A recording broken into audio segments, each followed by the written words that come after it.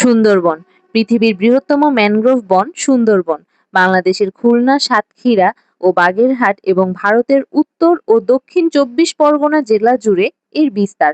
সুন্দরবনের মোট আয়তন প্রায় ১০,০০০ বর্গ কিলোমিটার। ১৯৯৭ সালে ইউনেস্কো সুন্দরবনকে বিশ্ব ঐতিহ্যবাহী স্থান বা ওয়ার্ল্ড হেরিটেজ সাইট হিসেবে ঘোষণা করে। এই বনে প্রচুর পরিমাণে সুন্দরী গাছ জন্মায়, যার নাম অনুসারে এর নাম রাখা হয় সুন্দরবন। এছাড়া গেওয়া, কেওড়া, গরান, বাইন ও গোলপাতা এখানে প্রধান। সুন্দরবনে বিশ্ববিখ্যাত রয়্যাল বেঙ্গল টাইগারের আবাসস্থল। এছাড়া চিত্রা হরিণ, বন্য শূকর, মেছো বিড়াল, বিভিন্ন প্রজাতির সাপ এবং কুমির সহ নানা ধরনের পাখি ও জলজ উদ্ভিদের দেখা মিলে এখানে। সুন্দরবনের গহীনে একপাশে সুন্দরবন, মাঝখানে ডাংমারী নদী এবং ডাংমারী নদীর কোল ঘেঁষে গড়ে উঠেছে সুন্দরবনের সবচেয়ে বড় রিসোর্ট অরণ্যছায়া ইকো রিসোর্ট। এই অরণ্যছায়া ইকো রিসোর্টে আমাদের থাকার অভিজ্ঞতা আজকে আপনাদের সাথে আমরা শেয়ার করব এই ব্লগে। তো হাই এভরিওয়ান, কেমন আছেন সবাই? আশা করছি ভালো আছেন। আমিও আলহামদুলিল্লাহ ভালো আছি। আমি Rafia and welcome to Moments by Rafia. আমাদের এটা ছিল অ্যানিভার্সারি ট্যুর। তো অ্যানিভার্সারি ছিল 14ই অগস্ট। তা আমরা 13 তারিখ রাতে আমরা রওনা হয়েছিলাম খুলনার উদ্দেশ্যে। তো এখানে আমরা সবাই ব্যাকপ্যাক করে, আমাদের সবগুলো ট্যুরই থাকে 2 দিনের সিদ্ধান্তে হুট করে।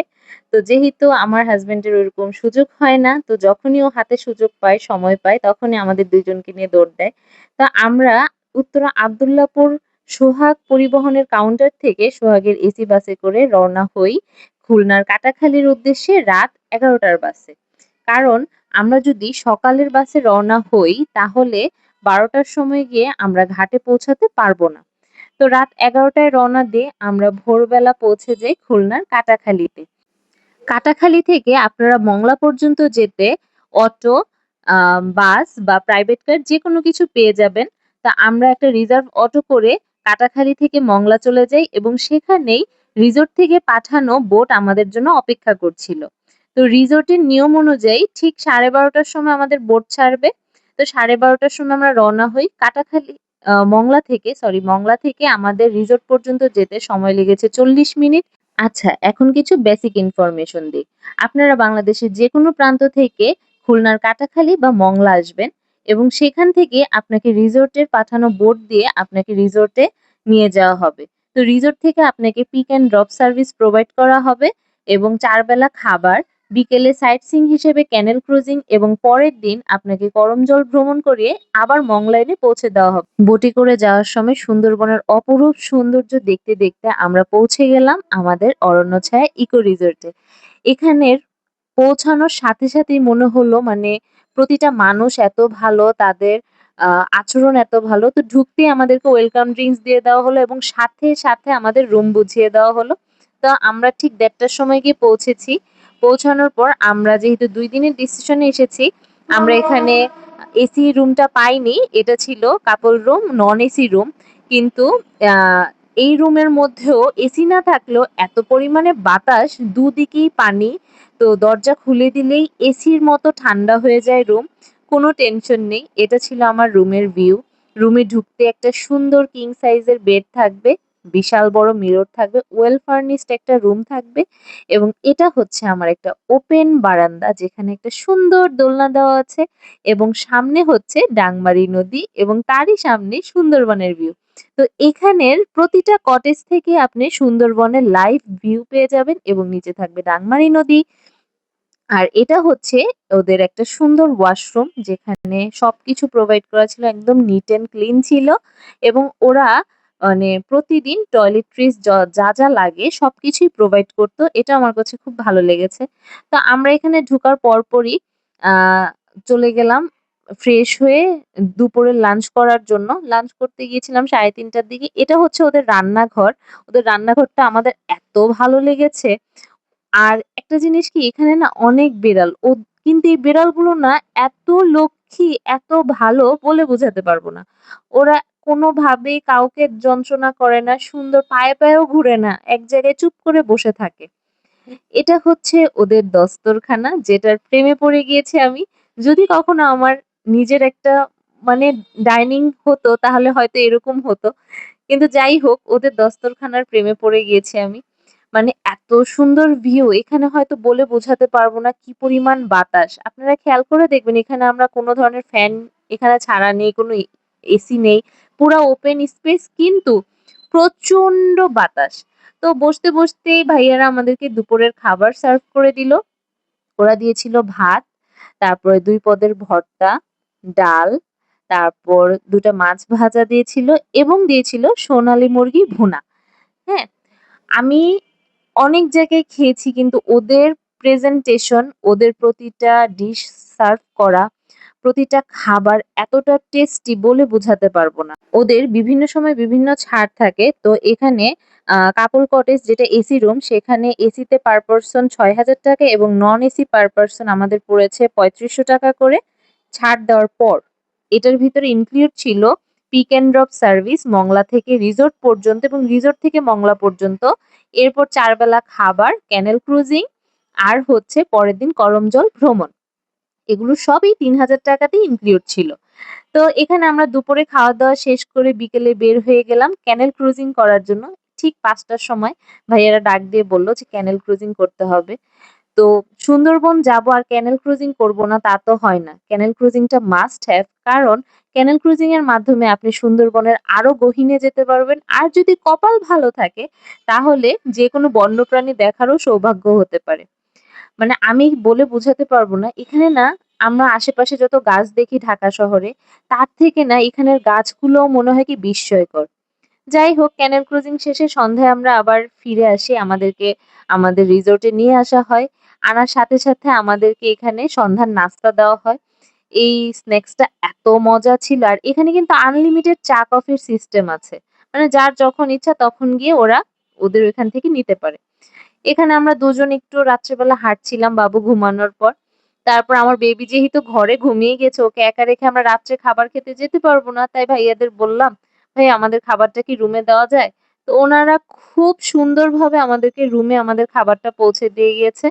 এটার যদিও নিয়ম নেই কিন্তু আমরা বলার সাথে ভাইয়ারা দিয়ে গিয়েছে। এখানে রাতে খাবারের ২ টা অপশন থাকে। বাংলা খাবার আর হচ্ছে বারবিকিউ। তো আমরা বারবিকিউটাই নিয়েছিলাম। আমি যেহেতু বাবু ঘুমিয়ে গেছিল তাই লাইভ বারবিকিউর ভিডিওটা নিতে পারিনি। যাই হোক এটা হচ্ছে পরের দিন ভোর ৫ টার ভিউ। ঠিক ৫ টা বাজে তখন আমার রুম থেকে এটা হচ্ছে ভিউ। হ্যাঁ? এটা ভোর ৫ টার সময় আমি শুয়ে ভিডিও করতেছি। মানে চোখ খুলেই এত সুন্দর ভিউ সামনে এখন ভাটা চলছিল। হ্যাঁ? ভোরবেলা ভাটা চলছিল। সূর্য মামা উঁকি দিয়েছে। কি সুন্দর পানি বয়ে যাচ্ছে। আমি পাখির শব্দ যদি শোনাতে পারতাম, ইস! অপূর্ব সুন্দর, অপূর্ব সুন্দর। যাই হোক পরে সকালবেলা একটু রেডি-টেডি হয়ে পুরোটা রিসোর্ট ঘুরে দেখতে বের হলাম। তো ওদের রিসোর্টের ভিতরে এত সুন্দর একটা রাস্তা করা আছে, যেটা দিয়ে একদম সুন্দরবনের ভিতরে আপনারা হেঁটে চলে যেতে পারবেন। এই যে এই ভাইরাল রাস্তাটা। তো ওদের এই ভাইরাল রাস্তাটার মধ্যে আমি কত দৌড়ঝাঁপ করেছি, আমি আমার ছেলে, তার হিসাব নেই। মানে এত অপূর্ব সুন্দর, মানে আমার ইচ্ছা করতেছিল আমার যে এখান থেকে আমি আর যাবোই না। এতটা সুন্দর। পিছনে পানির শব্দ, বাতাস আর এখানে সুন্দরবনের সব গাছ দিয়ে মোড়ানো। মানে আল্লাহর সৃষ্টি এত সুন্দর, এত সুন্দর। আমরা ওইখান থেকে আ একটু সামনে আগানোর পরেই এটা হচ্ছে একটা টি হাউস যেটা ওনারা রিসোর্টের একদম শেষ মাথায় করেছে। এই টি হাউসটা কি পরিমাণ সুন্দর হতে পারে চিন্তা করা যায়? ঠিক সুন্দরবন এবং ডাংমারি নদীর সাইডে একটা টি হাউস যেটার উপরে ওপেন টি হাউস যেটার উপরে বন্ধু-বান্ধব বা ফ্যামিলি, ফ্রেন্ডস সবাইকে নিয়ে বসে সন্ধ্যায় চায়ের আড্ডা দেওয়া যায়। যেহেতু আমরা হাসব্যান্ড ওয়াইফ এবং আমাদের বাচ্চা নিয়ে গিয়েছি, তাই আমরা তো আর চায়ের আড্ডা দিতে যেতে পারি না। তো আমরা দুজন এমনিতেই ঘুরতে গিয়েছিলাম। এখানে গিয়ে মন ভালো হয়ে গিয়েছে। আর এদের পুরোটা রিসোর্ট এতটা ওয়েল ডেকোরেটেড, এত দোলনা দেওয়া আমি আমার লাইফে এত দোলনা খাইনি। ওদের রিসোর্টে গিয়ে যে পরিমাণ দোল খেয়েছি। তো সকাল ৯ টার সময় আমাদেরকে সকালের নাস্তা প্রোভাইড করা হলো। সেখানে ছিল খিচুড়ি, ডিম ভাজা, বেগুন ভাজা আর একটা ভর্তা। তো খিচুড়ি আনলিমিটেড ছিল। তাদের এই মনোরম সুন্দর পরিবেশে সকালের নাস্তা উপভোগ করতে, করতেই দেখলাম ঝিরিঝিরি বৃষ্টি নেমেছে। তা আমরা আর এক মুহূর্তও দেরি করিনি। তাদের রিসোর্টের যে লেক আছে যেটাতে আনলিমিটেড আপনারা সুইমিং করতে পারবেন।